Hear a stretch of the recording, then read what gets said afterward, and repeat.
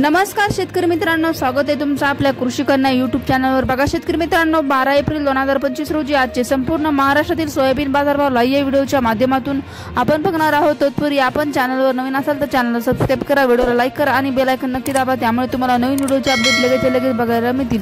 चला तर मग व्हिडिओ सुरू करूया। बघा शेतकरी मित्रांनो, कृषी उत्पन्न बाजार समिती बीड आवकली आहे 72 क्विंटल, कमाल दर 4511 रुपये, किमान दर 4425 रुपये, सर्वसाधारण दर 4472 रुपये।